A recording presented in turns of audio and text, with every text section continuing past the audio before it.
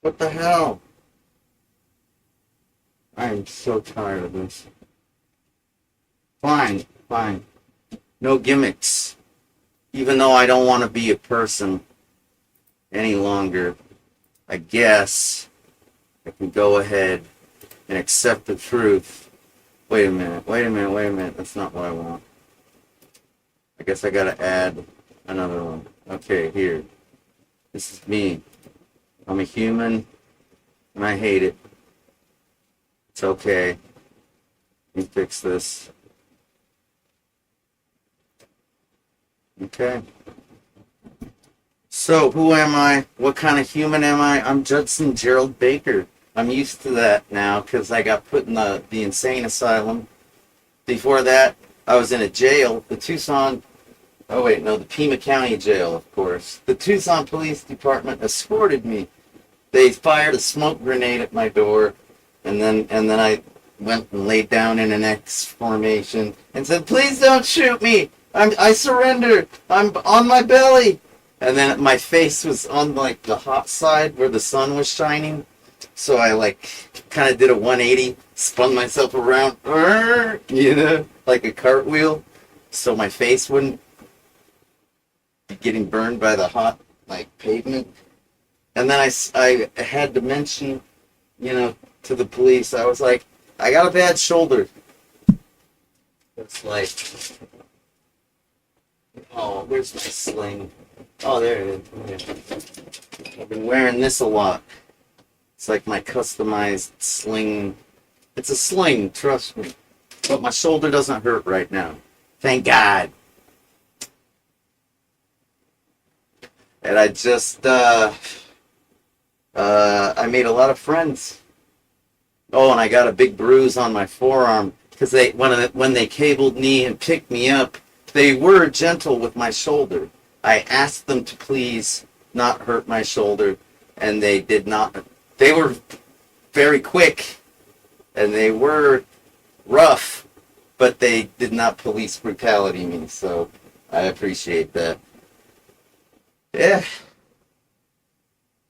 Judson Gerald Baker, otherwise known as J.J. Baker, otherwise known as Zot the Avenger, otherwise known as J.J. Styles. J.J. Styles, 3 zeros with a 1. Trip Zip Uno. The One. Yeah, that's me. When I was a kid, people said, that guy's got a lot of potential. I was like, potential for what? Go places. Like where? Wherever you want. Really? This is America. Awesome. I want to go straight to the top. Top of what? Top of your playlist. Anybody there yet? I don't know. It's like, I don't have the internet anymore. Because you see, the reason the police came and got me was because I made death threats. I said I was going to go postal at the Cox building, which I am now officially banned from. Like restraining order style. Can't go near it. Also, they took all my guns. So I can't really, I'm not a violent person.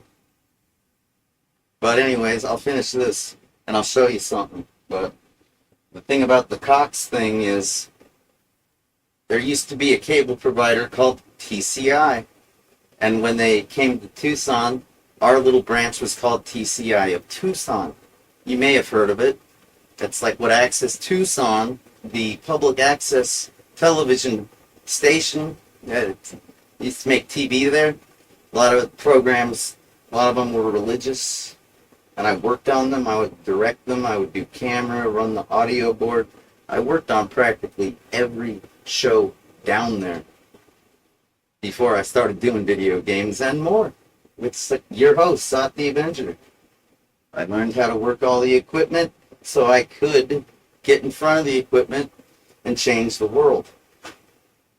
Why did I want to change the world? Because it sucked, and I knew it. You see, I liked playing video games because I didn't like kids.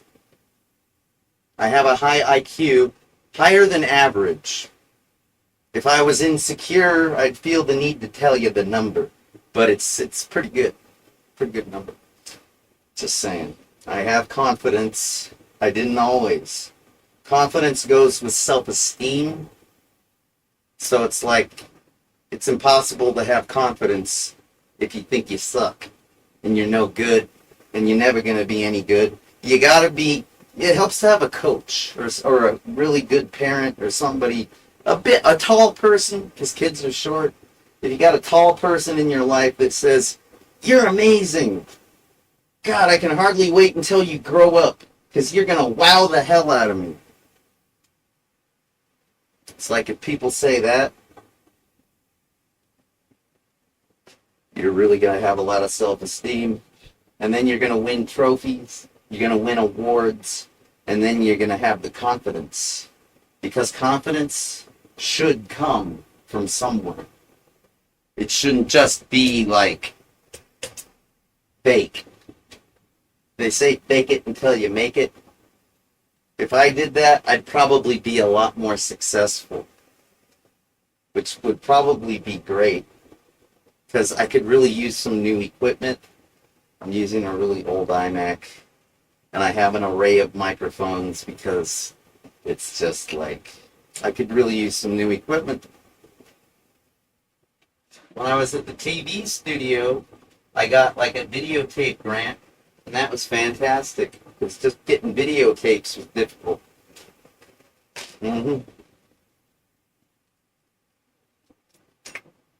Well, I'm only human. I gotta take care of myself. You take care of yourself? I hope so.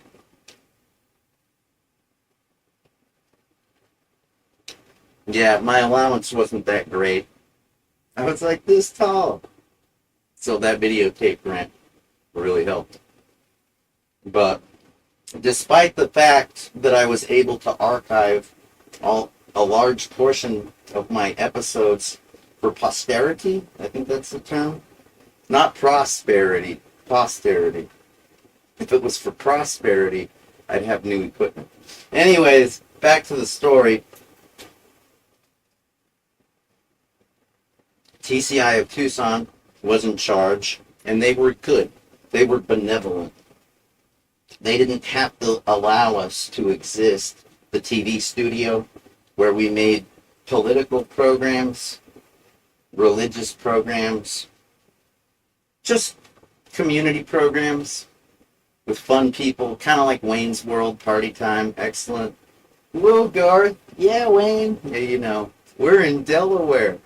Delaware. Hey, why is it that all the credit card companies are in Delaware? Do they just have like trees that grow credit cards? Is that why? Do the trees sprout? They don't have apple trees or orange trees, do they? They have credit card trees in Delaware. I gotta go there one of these days. I've been to just about every 50 state. I mean, okay, I've been to like 40 of them. Maybe 30? You know, I haven't counted in a long time. I haven't counted my lovers. I haven't counted where I've been. I'm just glad to be alive. Because I almost died when I was 23. I met people at that TV studio, and we started I joined their band. And they were a touring band. Yeah, that's a microphone. It says my name.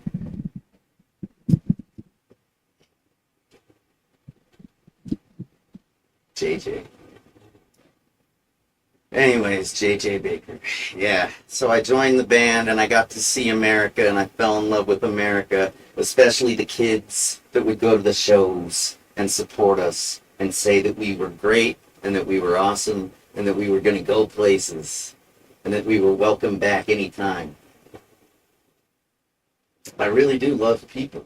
I just don't like the way America works, and I never have. So I'm kind of a weirdo, because it's like I'm really nice, but at the same time, I'm kind of angry.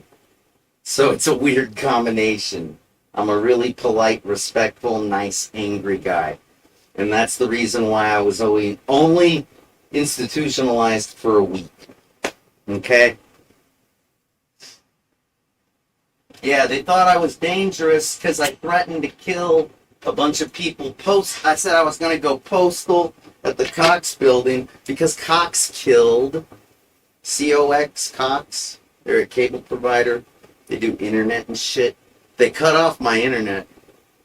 My mom's phone still works on the other side of this wall, but it's going to shut off on the 1st because they sent a letter that says, hey, you have a terrorist living under your roof. Yeah, I'm a terrorist now. And I was only held for a week.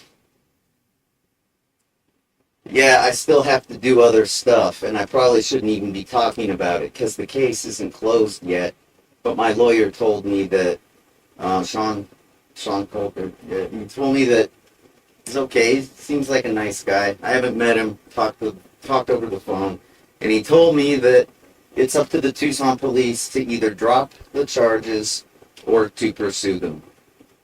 And I'm pretty sure they're going to drop the charges because, I mean, I was in an institution and doctors made a report and it's obvious, especially if you watch the video that I made after the fucking goddamn, it's art. It was a protest video and I was making a point. I was showing you how upset I was that I didn't have a public access TV studio to go and talk with my community about democratic things. And yeah, these are vice grips. My cigarette machine is... I'm a very poor, low-income person. I don't have resources. The TV studio is a fantastic resource. I wish they'd bring it back. And if I was a violent person, I would go postal. Except I'd go to the Cox headquarters and do it. Not the Tucson one. I don't want to hurt my neighbors. I love my neighbors. God damn it, I'm getting a backache already. I gotta sit down. So check it out. Now you know that. And you know I'm not lying because you can look it up. I got a mugshot and everything, dude. And I'm literally disabled. And I did all this especially because I got a letter from the Social Security Administration. And the letter said that it had been 15 years since I became disabled and started collecting my benefits that I earned by paying taxes from my paycheck, my income. I used to give a third of my income to the Social Security Fund because I knew I wasn't going to last. I was going to burn out, and I wanted to make sure I had enough money to live when I eventually burnt out. Because going to work every day, 9 to 5, after getting my college degree, which I was still working on when I was working 9 to 5, that's why it took me 10 years to become a systems analyst, computer programmer, Associates of Science from Pima College. That's me. I'm a piece of paper, and I'm damn proud of it. Go Aztecs. I love the fact that I was born here, and it kills me to know something that I want to talk to you about, and I'm 100% serious. How do you know? Because I went to jail over it. That's what it relates to. I want to talk about this at public access because I hate streaming on the internet. Why? Because it doesn't really matter what people in the Philippines or France or even the state of California, doesn't matter what they think because it's my local community that's being affected right now. And that's who I need to talk to.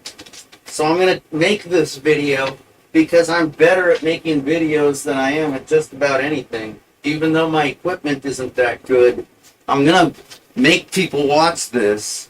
And I'm going to make them consider something that is so radical, it's going to freaking blow their minds. Trust me, it will. This video is going to blow your mind. The fact that it's true. I'm not here to bamboozle you. I'm not here to win you over. I'm not here to make money off you. I'm here to save lives that are destined for the graveyard. They're going to get a nice little tombstone and a 6-foot deep hole, and they're going to live there for eternity because there's no such thing as an afterlife. That's what I believe. I'm not an atheist. I think maybe I'm a spiritual person because there's a lot of weird coincidences in my life that kind of fit like pieces of a puzzle. And it's got to be fate.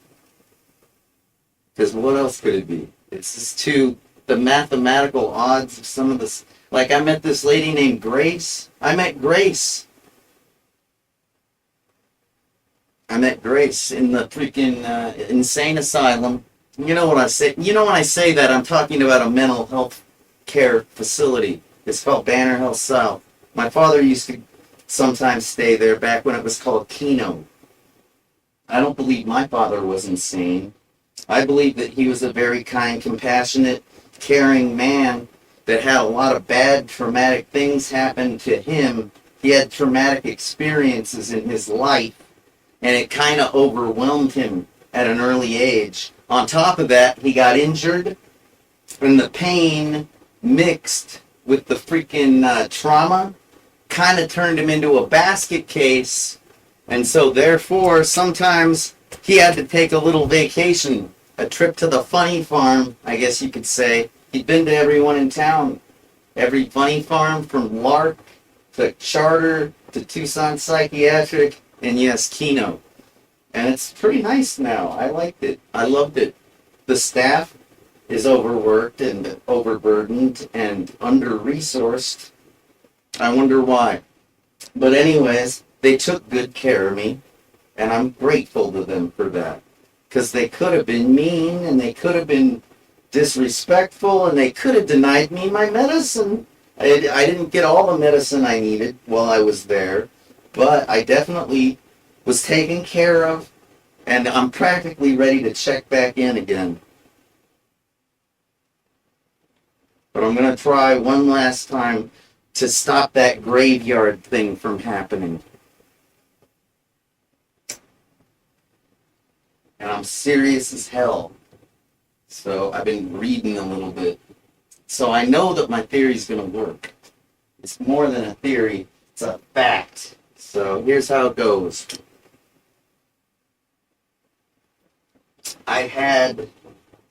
Did I finish the Cox story? Pretty much. Yeah, they shut me down. No internet, no phone. Police trashed my studio. I've cleaned it up though. Got rid of the futon. Now I got this nice little chair. It's cool, man. I do not stop. I go on. And I try and I try and I try in spite of you.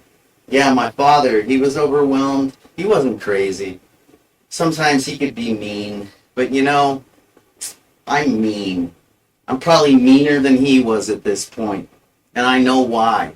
Because I saw my own life in him before I even got to live it. So, all that potential that I was told that I had, yeah, this is what it amounted to.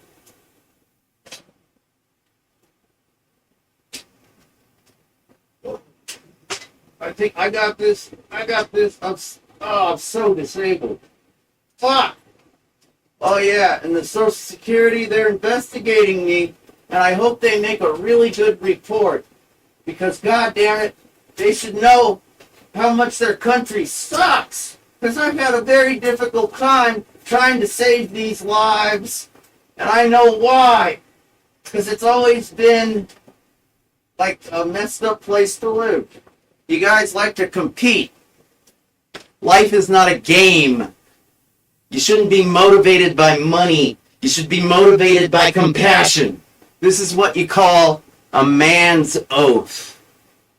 I made an oath back when 9/11 happened. I'll read it to you.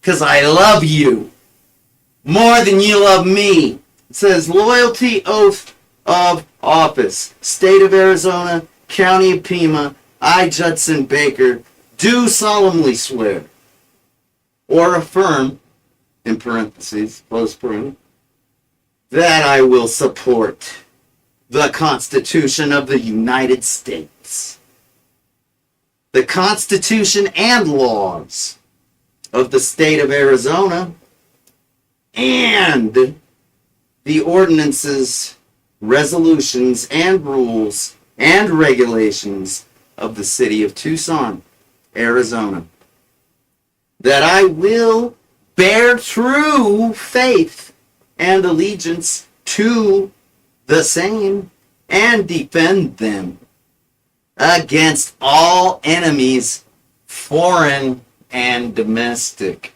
Cox. You're the enemy, Cox, not me. You took away my free speech. Thanks. All right, where was I? Had to add that. Just to make sure you know. Whoever has the heart and the brain to watch this, you know. I really respect that. I respect the fact you're willing to watch and listen to this from start to finish and not take it out of context. Because if you only watch 15 seconds of this video, you're not going to get anything out of it. It's already been 21 minutes. Good God. What does it take to save lives, huh? I just want to throw money at the problem. Hey, guess what? That could help. But I swore an oath. So I gotta see it through. This never expired. I signed this in right after 9/11. This was on October 15th, 2001. I've been a patriot for a long time. Did you know that? I fucking meant this. I do. It means a lot to me. I put it in a frame and everything. I love looking at this. Because I've had patriots shove their garbage into my ear, and it felt like they were shoving it down my throat. All their, oh, you gotta support the flag. Man, I could care less about the flag. I care about the people under the flag. Because it's always up at the top of a flagpole. Sometimes the wind blows and it looks really nice. It makes me think of the institution. I was up on the second floor and I saw it. It was a nice cloudy day. And you know, I remember things. A lot of things I wish I didn't, but it's okay, because it's going to be worth it. Let me finish this. Defend against all enemies, foreign and domestic, and that I will faithfully and impartially discharge the duties of the office of the members of the Telecommunications Policy and Advisory Committee, TelePAC, of the city of Tucson, Arizona, according to the best of my ability. And then it says, or so I do affirm. Because if you're a religious person, then you say, so help me God. Because religious people always believe in God, right? Freedom of religion, as long as it's what? Christianity? I don't know. You know, it doesn't say that in the Constitution or whatever. And yeah, I take a lot of pride in my oath. Because I didn't have to think about it. They said, we need you to sign an oath. Please put your hand on this book and swear that you're telling the truth. And I was like, what else would I say? A lie? I'm not a liar. I'm not a cheater. And this is the telepack thing. I basically got to advise the city for a little while. I wish I could have stayed longer. I was working because I needed money. Because you people make a competition out of life. So I didn't get to do my duty to what I hoped I could do. But at least I tried. And I'm proud of myself for that. And I got a lot of self-respect. And I don't think any of you believe I'm a patriot. But after this video, you will. You know, I'm kind of humble. That's why you never saw that before. At least I don't think you did. Maybe I got drunk and showed it to you on a video one time before. I don't know. But it means a lot. And I'm trying to save the youth. Because when Washington, D.C., I wasn't there. But I saw on the web back when I had internet. I know, right? I'm going to load this video onto like a DVD or a CD, you know.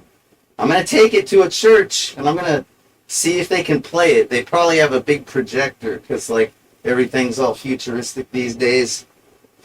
And like if they don't like me, I'm not surprised because I'm like weird.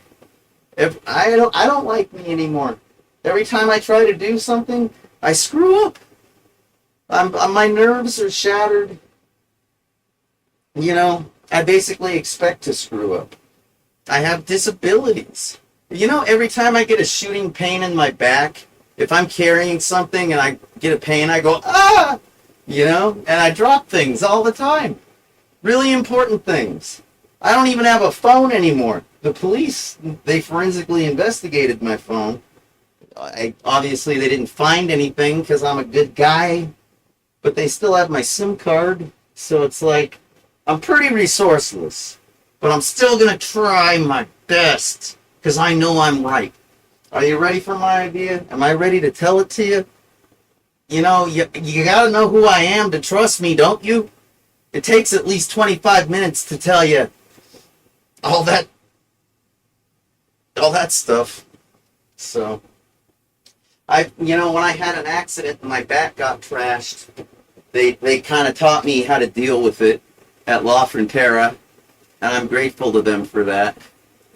And a lot of the techniques that I learned when it comes to coping with trauma,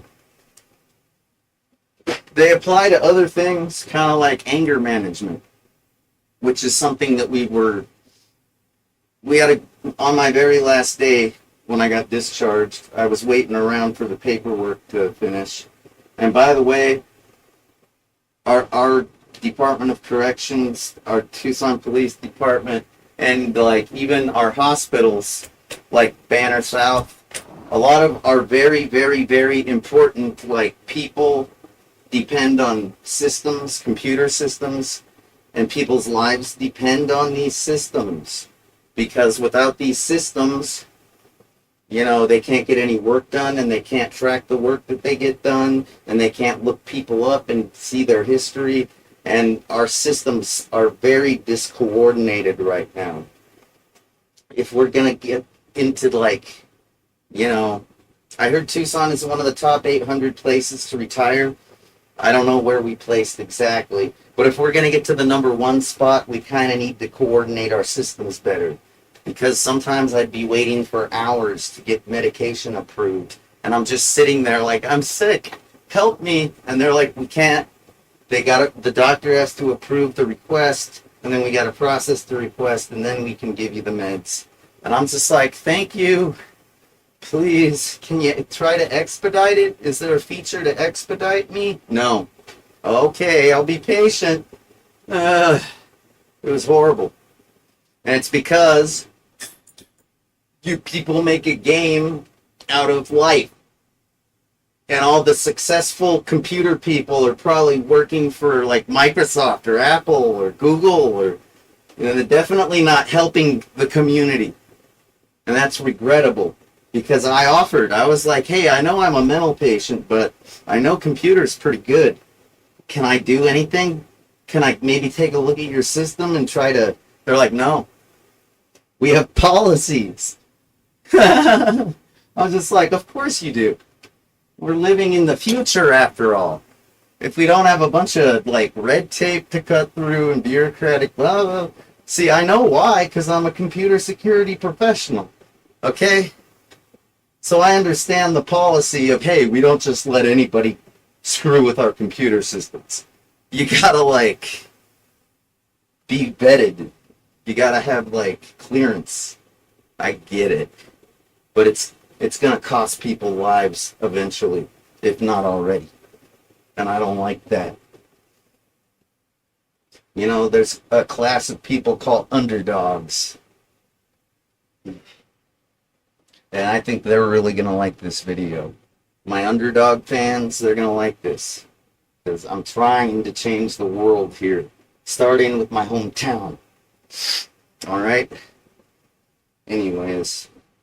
Yeah, man. When I was on the ride, in the back of the squad car, I got to go from the east side right here all the way to the west side where the jail is by A Mountain. And I was looking around out the window, and I was just like, I love my hometown. I always have. And it looks really clean and beautiful. every once in a while, there will be like an encampment, you know, just like some tents. And there were a lot of them. And you know what? I pray for those people. And when I say pray, I mean sometimes I stop and I think and I go, gosh, I hope those people are okay. Because, like, they're not a nuisance.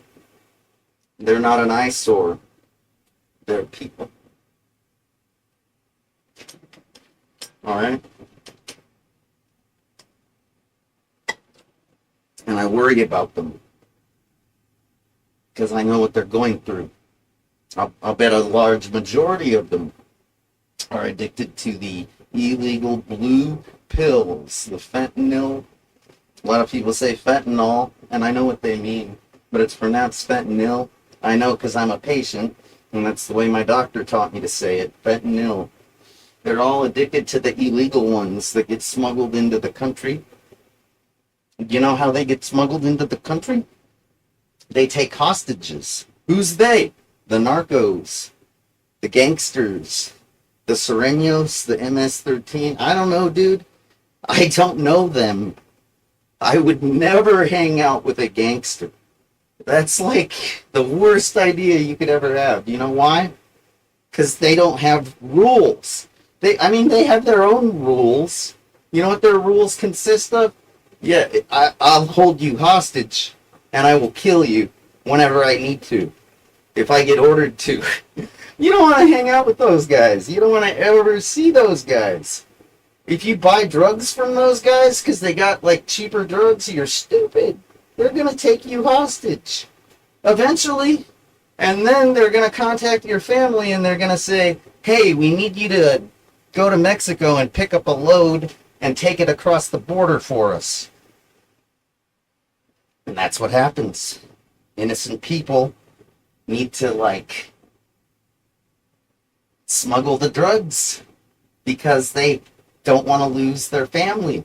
Because every time a family loses a family member, the family is decimated. It's called the family unit. You know? It's very important because a nation can't exist and succeed with a bunch of fractured, broken families. It's very, very important that nobody dies. You get it? And if they're homeless, there's a good chance they might die. Do you get it? This is very important. It's not a game. Man. So listen up. You know, I was thinking in that squad car, as soon as they let me out of jail, I didn't know I was going to a mental institution at the time, but I was like, as soon as I get out, ooh, I'm going to tell everybody how I feel about this whole homeless, fentanyl, freaking, this illegal, freaking narco, this freaking, my hometown. I'm really going to tell you how I feel about it. I've been thinking about it a lot. Because, you see, before I made those death threats, I was basically trying to promote a sensible plan. What was this sensible plan? A sensible plan to make a rehab kind of thing to get the youth to come in and give up their blue pills in exchange for some patches like I used to get. Man, I gotta take another pain pill. I gotta finish my thought first. I haven't had a prescription in 2 years, 24 months. The last time I had a fentanyl patch was about like 17 months ago. I know, the numbers don't add up. Dude, I had a stash because I didn't run out of medication every month. I was disciplined. That's why I've never overdosed and died, stopped breathing. I was very disciplined because, like, I read books, kind of like this one. You know? Which basically, this book is worthless because doctors won't prescribe me anything because their hands are tied. They don't want to lose their licenses. And I'm a young person. Even though I'm 42, I've been injured since I was 22. You know, it was July 27th. My birthday's on June 23rd of 81. Accident was July 27th of 03. So I guess I was 22 when I became an old man, and I've been living that way ever since. It was pretty good when I was medicated, but in the past 2 years, ever since COVID-19 lockdown, everybody's got their priorities really backwards. Because if you allow people to live in pain, that's called cruelty. You know, back when I signed that loyalty oath to my nation, my state, my city, and my people, back when I promised to be a good person and uphold our values and laws, back when I did that, there was a rumor about a place called Guantanamo Bay, and it was supposed to be like this off-site black ops prison where we practiced cruelty and torture, and people were really upset about it back then. Yeah, well, you practice cruelty and torture every time you don't give me a fentanyl patch. Did you know that? I'm a very disciplined person, and I swore an oath. I'm a very nice guy. I don't go around committing violence. That's why they let me out of jail in the institution. Because there's nothing wrong with me. I have a sound mind and I have a good heart. So listen up. Okay? That freaking idea of mine, that was plan A. Make a nice, legal, responsible, accountable facility for the youth to go to and get help so they don't die. Because when I look at a sleeping bag, I like to think of it as a sleeping bag, not a body bag.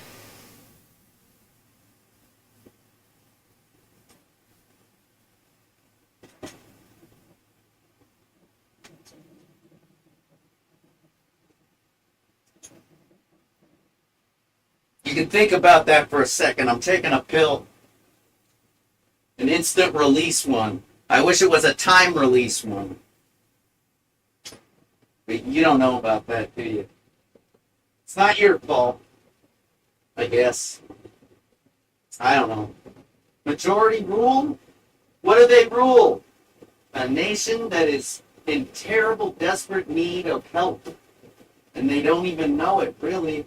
Because I think they've already counted the fentanyl-addicted youth as a loss. They've already written them off as a loss because they're not creative enough and they don't have enough experience with the blue menace pill known as the fentanyl pill. You don't know. I do know. You know I know. I've told you. And now I'm doing my pill. I'm going to try to calm down. Here we go. All right. Let me get a cigarette going. So what's up? No more body bags. Time to show compassion. Yeah, man, those kids don't want to be out there. They want to be saved. And they're not all kids. Some of them are like veterans of war. Some of them are old men. But back when I was a kid, it's like the Vietnam vets or whatever. That was the majority of the homeless population that I used to encounter, except in the early 90s when we had a really bad recession. And that's when just about all types of Americans became, homeless. And they looked that way too. But my mom taught me how to love them and care and document them with cameras. And I'm still the same way. I'm grateful to my mom. Linda, that's her name. I'm grateful for her influence, but she hasn't influenced me in a long time because you people have killed her spirit by competing too much instead of helping too much. And I basically have faith in nothing other than I have faith in the fact I'm going to fail. That's about all I have faith in. But it's okay because I know how to keep trying, especially when it's something I believe in, whether anybody supports me or not. I know I survived a fatal rollover in Deming, New Mexico. Rest in peace, Fred Janis and Derek Levesque. I know that I survived an umbilical noose. Yeah, because my mom she got a cesarean, and it's a fact that I had the umbilical cord wrapped around my little neck 3 times over. I had an umbilical noose, and if she wouldn't have got that cesarean, I certainly would have had a problem. I would have had a big problem. Probably would have died. Anyways, I survived that. I survived 15 years of heavy opioid addiction. Why not 20? Because it wasn't my first choice. I didn't want to become an opioid addict immediately, though I was in tremendous pain after the accident. You know, my father was kind of injured, and I saw him and what he went through when he would be addicted to opioids like Tylenol 3s, Percocets, etc. I even walked in on him shooting heroin one time when I was 7, and I just kind of closed the door and walked backwards and went and watched TV, and we never talked about it, and he never did it again because he was in Alcoholics Anonymous, because he was an alcoholic, and he did a good job of not drinking. For the most part, a very good job, but I guess he had a weak moment. He was in too much pain, and I think he had a friend that sold heroin, and he's just fuck it, and I still respect the hell out of my father, Judd Baker. I have the same name. I've never shot heroin though, because that experience, it had an effect on me. You know what I mean? Never wanted to shoot heroin. Ever. I have shot morphine in my gluteus maximus. Use a cigarette butt, a syringe, and some water, and sort of go, oh, how'd you learn how to do that, JJ? I was on testosterone replacement therapy. Because the opioids, they basically kill your testosterone. It's a fact. They constipate you. They kill your testosterone and libido.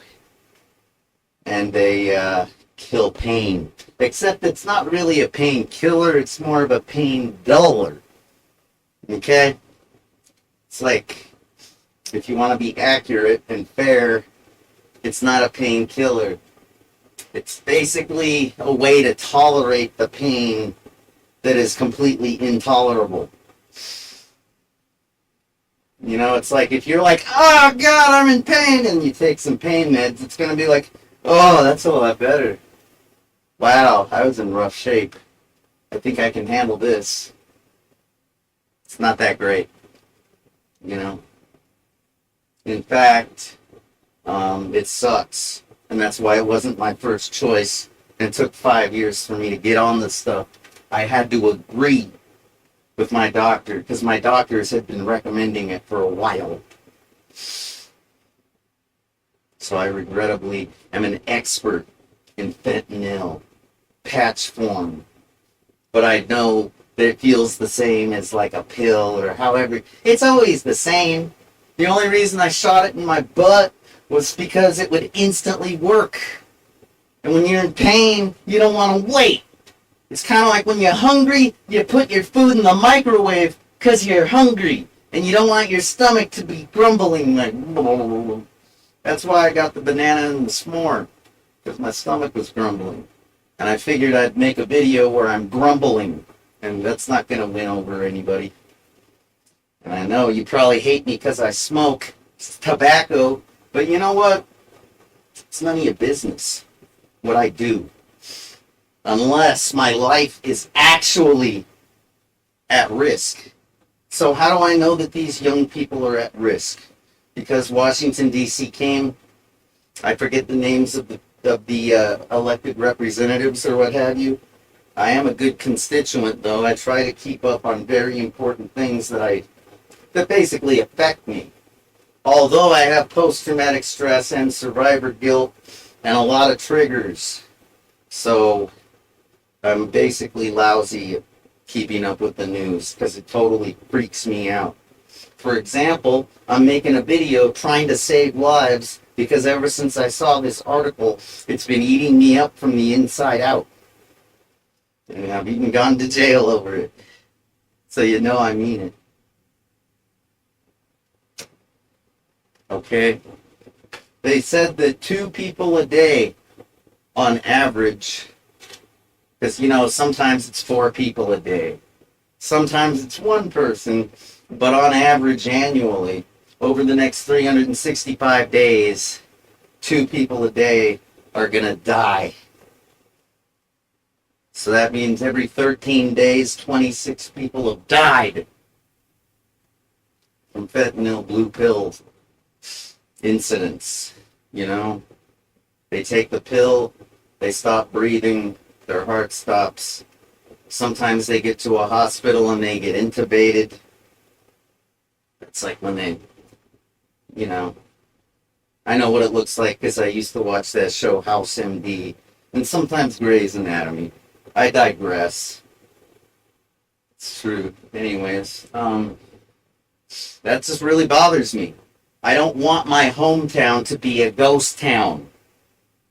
Okay? And I have to try my hardest or I'm not going to be able to look myself in the mirror. I can see myself right there, but I keep looking at the microphone because I don't like the way I look. I look angry and I look like some kind of a freaking jerk.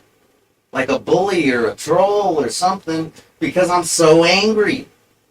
It's a mixture of my pain, my untreated pain for 2 years, and it's prejudice.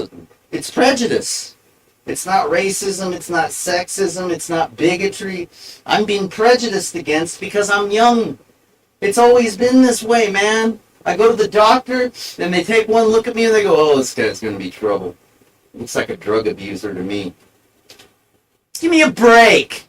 That's a stereotype, a generalization, and it's a lie. And I have a lot of record to prove this. Those prescriptions are all in a database paid for by Medicare. It's all accountable. I never used to request early refills. I just told you I had a stash because I was disciplined, and my mother, she knew that someday I'd get cut off. She's like, you better get a stash going because you're going to be sick one of these days when you can't get a refill. And I looked at her and I'm like, what? They can't do that. This is FDA-approved medication. It's always been available. Like, I know it's a big problem for a lot of people because they get strung out, but they usually check into rehab and they're okay. It's like, they're never going to cut me off. Yeah, right. It's like, I don't know if you know this, but celebrities and athletes, the famous people that you idolize, they have to obey the same laws we do. Like when Lindsay Lohan got in trouble for drunk driving, yeah, she got in trouble, didn't she? Because you don't drink and drive. It's like, so think about this. Every time an athlete gets injured, they basically require opioids. Because the pain to feel that way is cruel. And we may be living in a futuristic time period or whatever, but opioids have been around and used. I think the Chinese figured out how to use them 2,000 years ago. Back then. I'm pretty sure I heard that number somewhere. And so what? Dude, you gotta learn how to manage your drugs properly. You gotta make good policies, and you can't be cruel. That's not what society and civilization and religion is all about. It's about ending cruelty. Okay? It's bad enough when people are cruel to animals. It's sickening when they're cruel to each other. Don't you agree? I really hope so. This might be the last chance I have at making a video. Because I think on Tuesday I have to go to an appointment. And if the Tucson police don't drop the charges against me, I'm probably going to get locked up. And I don't get to make videos when I'm locked up. So this is really my last effort. So sorry if this video is a really long, cumbersome thing. But I'm going to tell you something. And it's going to blow your mind, okay? So plan A. Plan A was that freaking idea about a facility that's really responsible and accountable, and you guys didn't like it. So here's my new idea. Are you ready? The lights are out. I'm in the dark, and we're going to have to make an illegal rehab center. We might get raided by the, I don't know, the DEA, the ATF. I don't give a fuck. I've been to prison, or my singer's been in prison for 5 years now, and I think he remains unmolested, and he's basically making the best of his time reading books, exercising, trying to eat healthy, and make friends. So life is not over if you get arrested and incarcerated, and I'm not afraid, because I'm fighting to save the lives of the most vulnerable underdog sector of our society. The throwaway kids, the ones that ran away from home because they were either getting molested or beaten or maybe just degraded verbally. Hey, how's about that? Maybe they were being worked to death, like exploited. Some parents do that, especially like the foster ones, but I don't think that's like a big thing anymore. That was a big thing when I was a kid. The foster parents that would adopt a lot of kids to exploit them. Yeah! Way to go! Way to make life a big competition and support the right things. Not. Well, now you can. Now I have the most radical idea you've ever heard, and you can either support it or you can let these kids die. Because nobody else is going to come up with a good idea, because nobody else is me. And I run Bright Idea Records, and I'm familiar with my bright ideas. So listen up. We're going to need to get some ecstasy pills from Holland, because I think they're legal over there. I know this guy Dark Raider. I think he could get me some. I'm going to have to get them smuggled into this country. And it's going to have to be a lot of them. At least 100,000. Because once we start this party, it's not going to stop. And I'll tell you why. Have you ever seen this movie? There's a book, too. You've probably seen it. It's a big blockbuster. It's about junkies in Scotland and how they like techno music, ecstasy, and heroin. Yeah, the one thing they like more than heroin is ecstasy and techno music. And it's based off a book, and from what I understand, it's based off of reality. Uh-huh.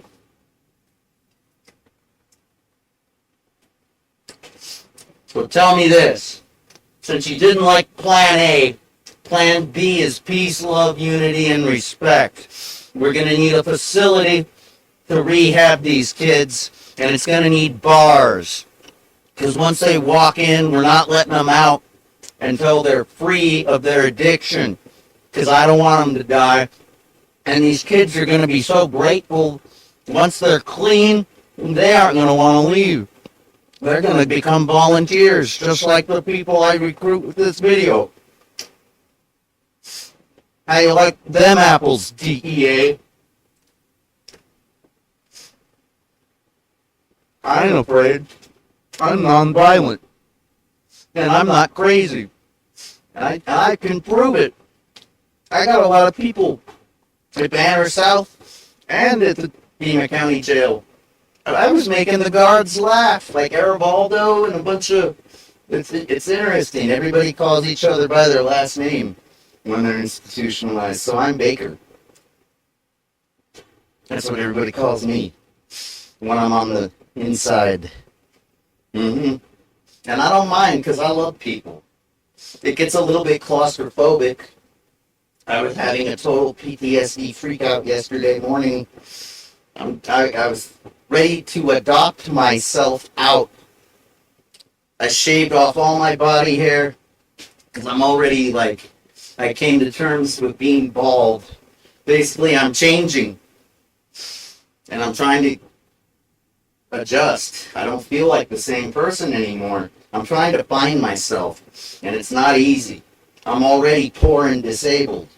So it's like, I've got a lot of setbacks, but I'm dealing with them, because I'm independent, I'm free, and I'm responsible. But if I'm weird, I'm sorry. I'm just doing the best I can. I'm only human. And one of these days, people are never going to say that. They're going to say, I am human.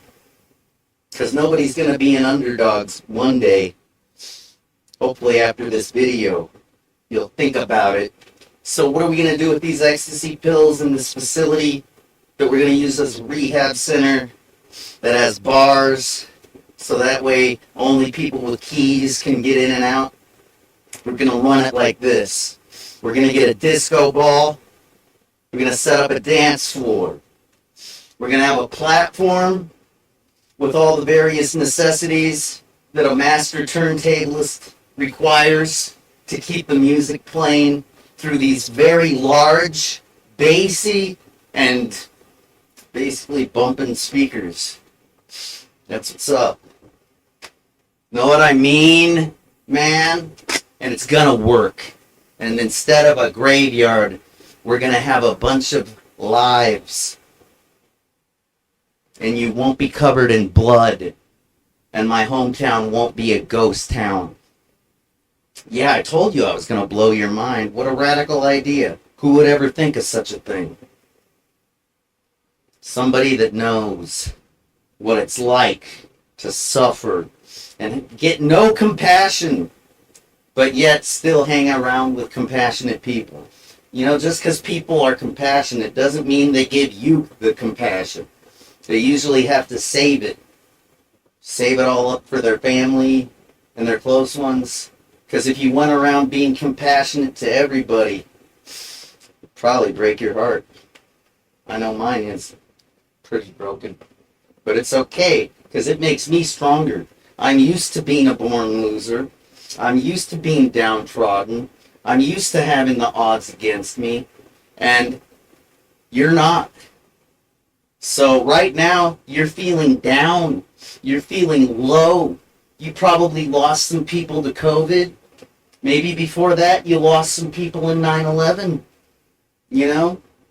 And now you're probably losing people to the blue pill fentanyl, I guess, pandemic, you know? It's flooding the streets of America, especially my hometown, which is right by the Mexican border.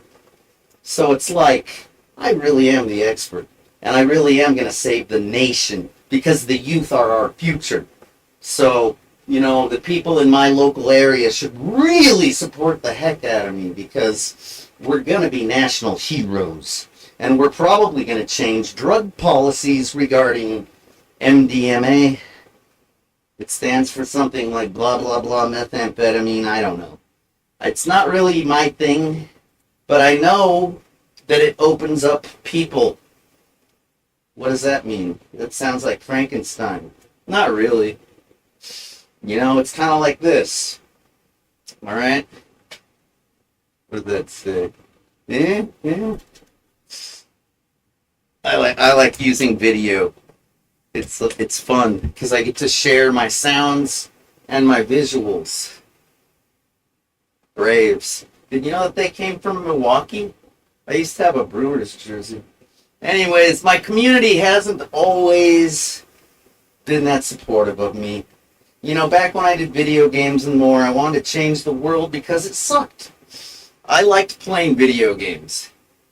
I liked being alone. I didn't like kids. I thought they were smelly and loud and rude, and they were all athletic, and I had a bad hip and asthma, and I just didn't like them. There. I've always been an old man. I'm a grumpy old man, and we liked it, says Dana Carvey. All right, so what? Yeah, I always liked video games, but the problem was, when I was prepubescent, I was like just playing video games, and then I became pubescent, and I'm like, uh-oh, this is gonna suck, because adults didn't play video games back then. It's just like, I mean, some did, but it was looked down upon. It's like, if you're an adult that plays video games, you're not a nerd, you're a loser. You're totally too old to be screwing around. It's like when I was a child, I spoke as a child, I played video games, but then I put away childish things. Basically, that's the way you were supposed to be. That's it. You're supposed to conform. It's kind of like men are supposed to be men, women are supposed to be women, blacks are blacks, blah, blah, blah. And their lives don't matter. Excuse me? What? I don't like that. I'm going to make video games and more, and I'm going to change the world with my backwards hat. Because I'm brave, man. I've always been brave. At any rate. So, yeah, it was a good show. And I found a guy named Jason Kingman, and I had to have him for my program. Did you know that? Because this kid didn't do drugs. He was straight edge. That's like this punk rock thing. And he hung out. He used to go on this show called The Forbidden Zone, and he fit in. He used to talk about the Doors and Jim Morrison. He was not a dork. He was a cool adult that didn't do drugs and had a girlfriend, played music in a band, had a job at a grocery store, worked his way up from bag boy to cashier. He was on the rise. He was very respectable, an adult, and he played video games. I was ready to change the world. So I basically conformed to what he thought was cool. I basically was like, I love this punk rock, straight edge music, dude. And I did. But I didn't really care if it was straight edge. I was already listening to like Gang Green, Bad Religion, like all kinds of stuff. Faith No More. They're kind of punk rock. They're kind of metal. They're kind of different. Anyways,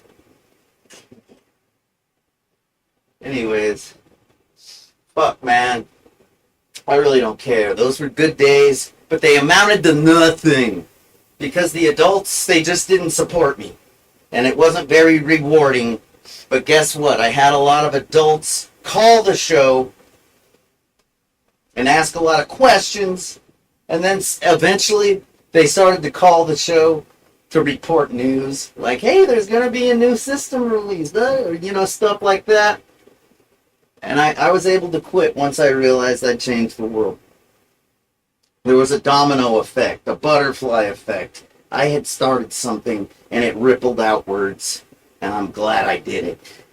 I have no regrets, and I'm glad I chose Jason Kingman. I wish he could have stuck around for the whole darn thing, but that young man was on the rise and eventually became a criminologist by getting his degree in criminal justice at Pima Community College, my alma mater. So basically, I always get mine, whether you know it or not. I get what I want. Even if I'm locked up, incarcerated, hey man, I'm not there yet. So here's the deal. Yeah, we're going to need volunteers. We're going to need a medical staff.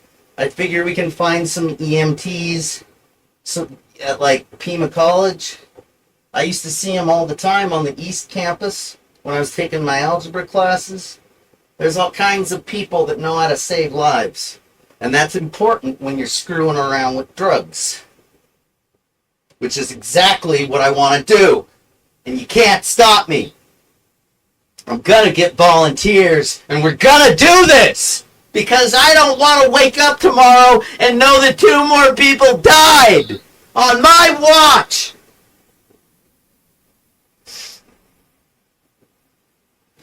I can't look myself in the mirror, and I'm a very handsome guy. I gotta be able to look myself in the mirror. Okay? And I don't want to have to look at myself with shame and guilt, knowing I didn't try.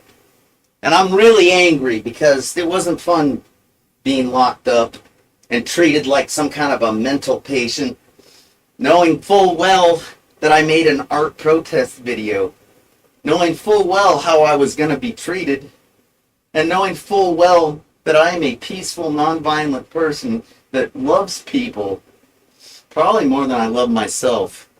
I tell myself terrible things all the time. I like to say, way to go, genius, whenever I screw up.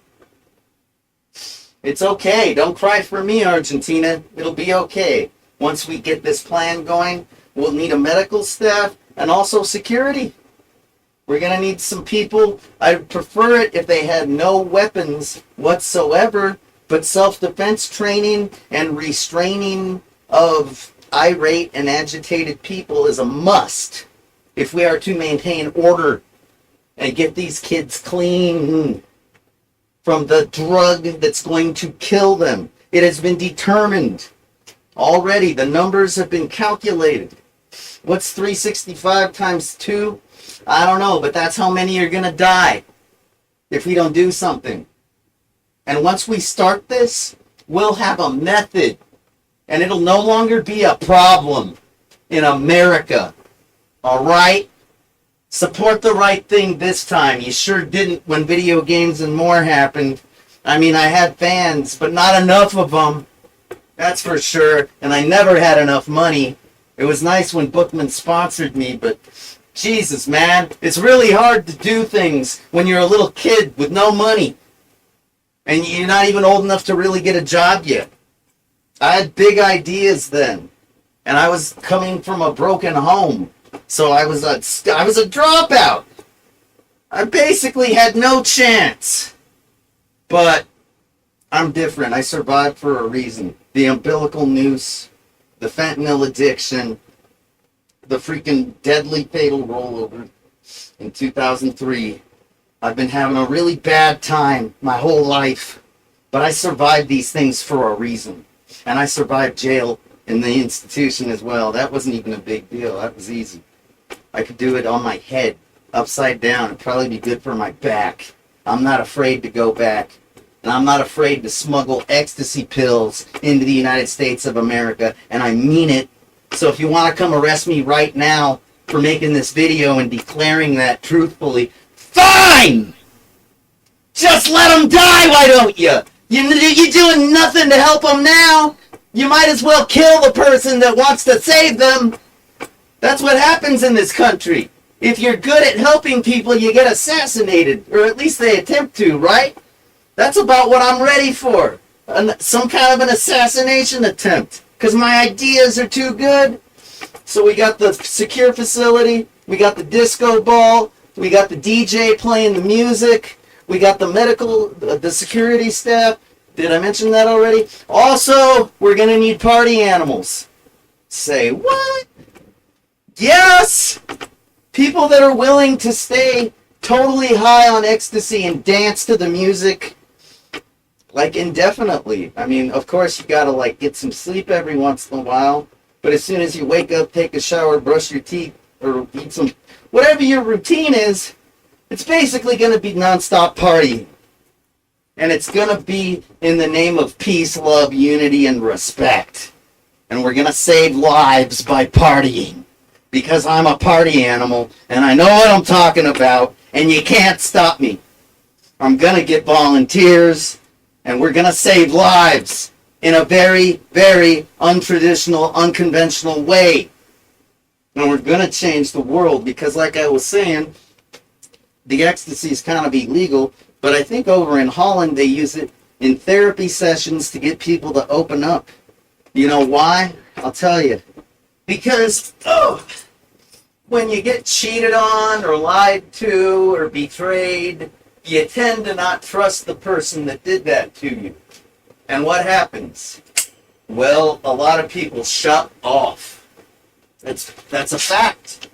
You know? It's like, if you hurt me, fine. If we're married, I'll stay with you, because I said till death do us part. But I'm certainly not going to tell you why I'm mad at you, because you should know. You know, do you remember the day I changed? The day I started hating you and not trusting you? Yeah, what did you do that day? That's the reason why I'm closed off, you jerk. You insensitive piece of crap. How could you do that to me? I trusted you. And it's like, what are you talking about?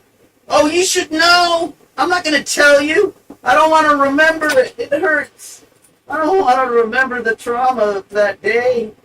You already hurt me once. Why would you want to make me remember and hurt me again? It's what they're thinking.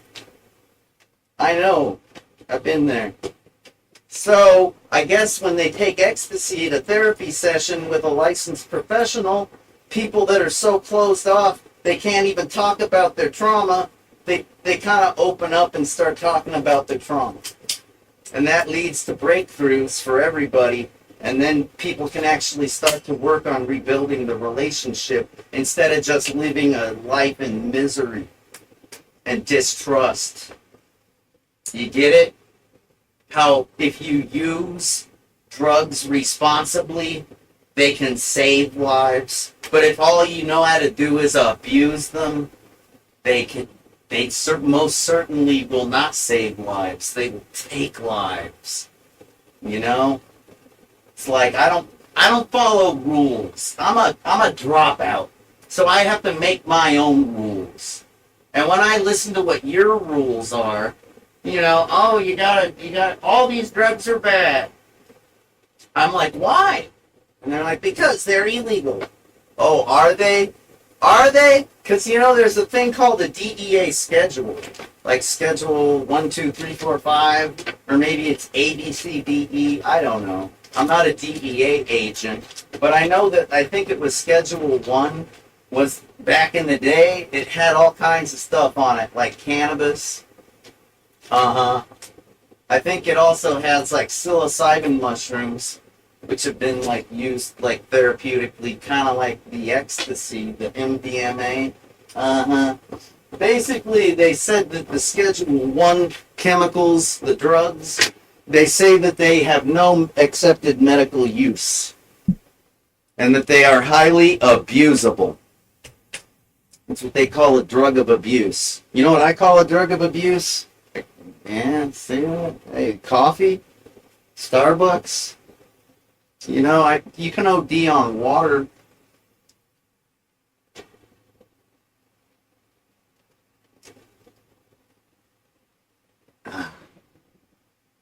Back when the Nintendo Wii was brand new, everybody wanted one. You know what happened? A radio station had a contest. I think it was a radio station. And that the contest was, hey, come on down and show us how much water you can drink. And the person that is able to consume the most water in the allotted time period, which was something like a minute, the person that we're going to measure how much water you drink. It's just going to pour out this hose, and you drink it down. We don't want to see it spilling out of your mouth. You got to drink it if you're going to win the Wii.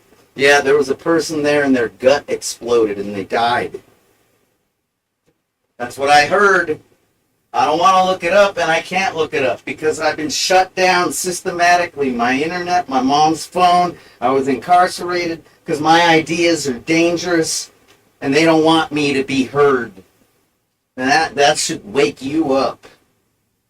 Because suppression of free speech, that's scary. I'm a scary person. Ain't that something? Anyways, I'll tell you what's scary, overdosing on water.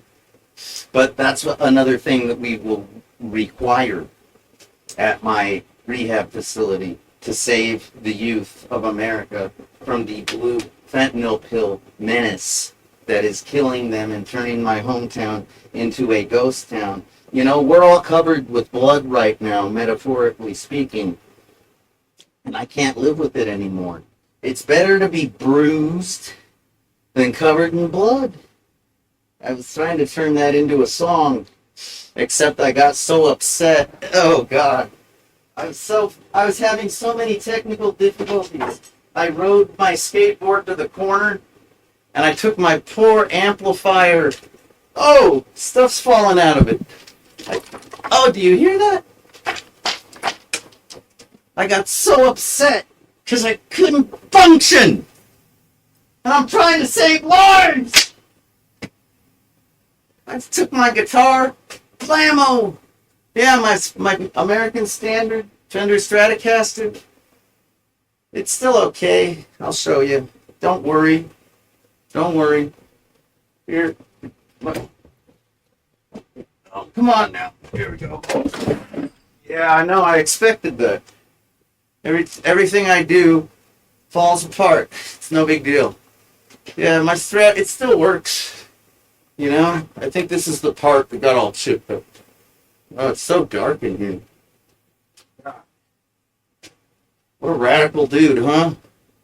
It's not even phased. It gives it some character. I was like, damn.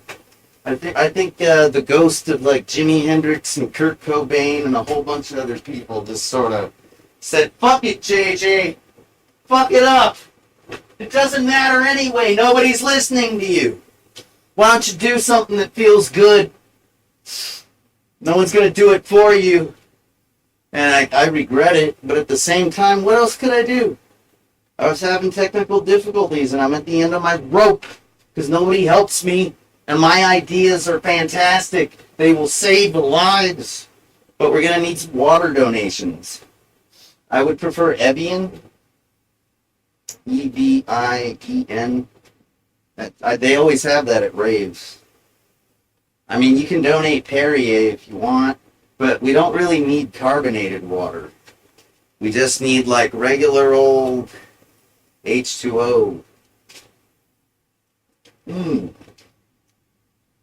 This is filtered water. I put it into a bottle. This bottle was a brand known as Core. I like the Core water because it has a good pH balance, but also I'm hardcore to the bone, man. So, I'm telling you the truth. We're going to need water and, of course, food. But, I mean, if you've been dancing all night and, like, all month on ecstasy, you're not going to be eating heavy. We need stuff like croissants, bananas, freaking maybe beef jerky when you're feeling like getting some protein, but beans would be, like, nice. This is the Southwest. Pinto bean donations, or, some refried bean. Frijoles. If you could, like, bottle up some frijoles, it's like we're not going to be too picky. We're just kids trying to party and live because we don't want to die from an epidemic that our leaders can't seem to control. I wonder why. Could it be because they don't know what they're doing? It takes one to know one, right? Birds of a feather flock together? Yeah? The enemy of my enemy is my friend? Dude, I'm an enemy to the blue pill. The one that's killing. I know a lot about fentanyl. I lived on it for 15 years. Please help me. Save lives. That's the end of the video. Did I forget anything? Facility, people to run it. We got 3 types: medical, security, volunteers that are party animals. I guess maybe if some of the volunteers know how to prepare food, we'll accept the donations somehow. There's probably going to be like a place to leave them. Maybe a refrigerator so you can donate the refrigerated goods and the bottled water, because shucks. If you're taking a bunch of ecstasy and dancing, you need water. And why is this going to work? Because when you're detoxing, they call it kicking. Your muscles, they go crazy! And I got to kick just recently when I went to jail. I had the worst sinus headache of my life. I know, I can remember most of my sinus headaches, and this was definitely the worst one. My nose was running so badly that I was just blowing my nose into my shirt. They gave me like a Pima County jail outfit. The first one was white. That's when I was waiting to be like brought to I think it's called the CRC. And that was where I met like Williams and Daniels and so. You know what? That's irrelevant. The thing is I'm not afraid to go back, but I am afraid to let the youth die. So, if you want to be a part of this, I want to start it now. I don't want another day to go by. I got to go to church and try to recruit people, because though freedom of religion is in the amendment, it's the second one, there's nothing that says freedom to be a part of your community. You got to work at it currently, because it's not a right, and it's not easy. Especially when you're like dangerous. I'm a terrorist. I'm not gonna have an easy time in life anymore, because I'm like I've been into jail. I'm mental. I'm like, yeah, right. Like I give a darn. Do I look like I give a darn? I don't give a darn. Let's save these kids, please. Thank you.